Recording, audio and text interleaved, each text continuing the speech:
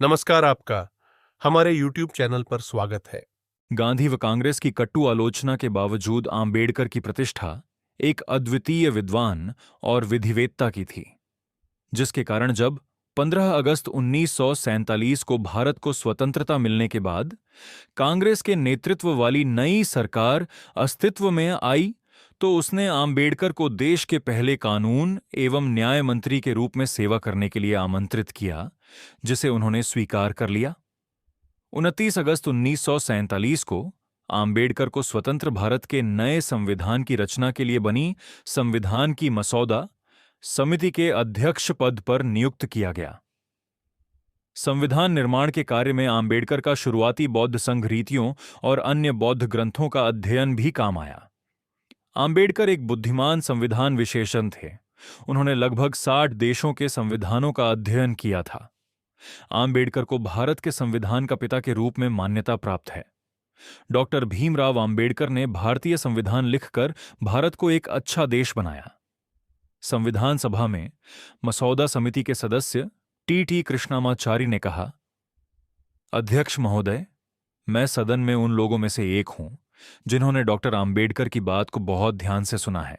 मैं इस संविधान की ड्राफ्टिंग के काम में जुटे काम और उत्साह के बारे में जानता हूं। उसी समय मुझे यह महसूस होता है कि इस समय हमारे लिए जितना महत्वपूर्ण संविधान तैयार करने के उद्देश्य से ध्यान देना आवश्यक था, वह ड्राफ्टिंग कमेटी द्वारा नहीं दिया गया। सदन को शायद 7 सदस्यों की जानकारी है। आपके द्वारा नामित एक ने सदन से इस्तीफा दे दिया था और उसे बदल दिया गया था। एक की मृत्यु हो गई थी और उसकी जगह कोई नहीं लिया गया था। एक अमेरिका में था और उसका स्थान नहीं भरा गया, और एक अन्य व्यक्ति राज्य के मामलों में व्यस्त था और उस सीमा तक एक शून्य था। 1 या 2 लोग दिल्ली से बहुत दूर थे और शायद स्वास्थ्य के कारणों ने उन्हें भाग लेने की अनुमति नहीं दी। इसलिए अंततः यह हुआ कि इस संविधान का मसौदा तैयार करने का सारा भार डॉक्टर आम्बेडकर पर पड़ा, और मुझे कोई संदेह नहीं है कि हम उनके लिए आभारी हैं। इस कार्य को प्राप्त करने के बाद मैं ऐसा मानता हूं कि यह निस्संदेह सराहनीय है। ग्रैनविले ऑस्टिन ने पहला और सबसे महत्वपूर्ण सामाजिक दस्तावेज के रूप में आम्बेडकर द्वारा तैयार भारतीय संविधान का वर्णन किया। भारत के अधिकांश संवैधानिक प्रावधान या तो सामाजिक क्रांति के उद्देश्य को आगे बढ़ाने या इसकी उपलब्धि के लिए जरूरी स्थितियों की स्थापना करके इस क्रांति को बढ़ावा देने के प्रयास में सीधे पहुंचे हैं।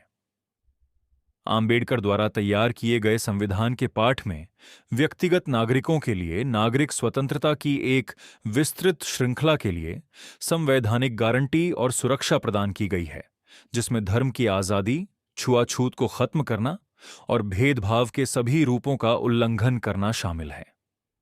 आम्बेडकर ने महिलाओं के लिए व्यापक आर्थिक और सामाजिक अधिकारों के लिए तर्क दिया और अनुसूचित जातियों एससी और अनुसूचित जनजातियों एसटी और अन्य पिछड़ा वर्ग ओबीसी के सदस्यों के लिए नागरिक सेवाओं, स्कूलों और कॉलेजों में नौकरियों के आरक्षण की व्यवस्था शुरू करने के लिए असेंबली का समर्थन जीता, जो कि सकारात्मक कार्रवाई थी।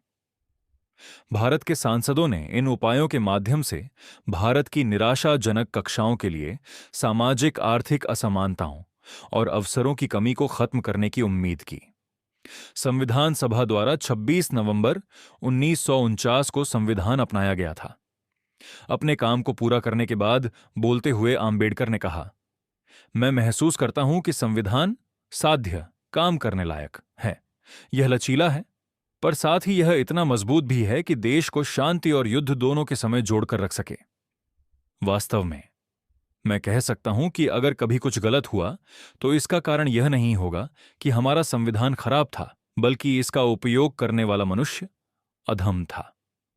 अनुच्छेद 370 का विरोध आम्बेडकर ने भारत के संविधान के अनुच्छेद 370 का विरोध किया, जिसने जम्मू कश्मीर राज्य को विशेष दर्जा दिया और जिसे उनकी इच्छाओं के खिलाफ संविधान में शामिल किया गया था।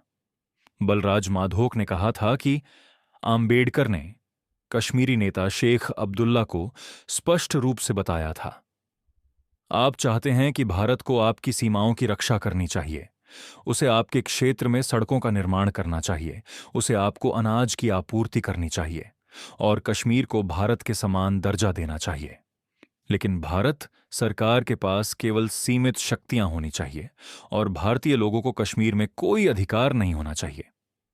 इस प्रस्ताव को सहमति देने के लिए मैं भारत के कानून मंत्री के रूप में भारत के हितों के खिलाफ एक विश्वासघाती बात होंगी। यह कभी नहीं करेगा। फिर अब्दुल्ला ने नेहरू से संपर्क किया, जिन्होंने उन्हें गोपाल स्वामी अयंगार को निर्देशित किया, जिन्होंने बदले में वल्लभ भाई पटेल से संपर्क किया और कहा कि नेहरू ने एसके का वादा किया था। अब्दुल्ला विशेष स्थिति। पटेल द्वारा अनुच्छेद पारित किया गया, जबकि नेहरू एक विदेश दौरे पर थे। जिस दिन लेख चर्चा के लिए आया था, आम्बेडकर ने इस पर सवालों का जवाब नहीं दिया, लेकिन अन्य लेखों पर भाग लिया। सभी तर्क कृष्णास्वामी अयंगार द्वारा किए गए थे।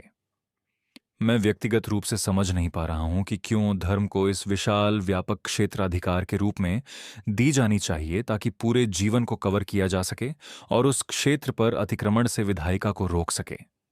सबके बाद हम क्या कर रहे हैं के लिए इस स्वतंत्रता, हमारे सामाजिक व्यवस्था में सुधार करने के लिए हमें यह स्वतंत्रता हो रही है जो असमानता, भेदभाव और अन्य चीजों से भरा है, जो हमारे मौलिक अधिकारों के साथ संघर्ष करते हैं। आम्बेडकर वास्तव में समान नागरिक संहिता के पक्षधर थे और कश्मीर के मामले में धारा 370 का विरोध करते थे। आम्बेडकर का भारत आधुनिक, वैज्ञानिक सोच और तर्कसंगत विचारों का देश होता, उसमें पर्सनल कानून की जगह नहीं होती।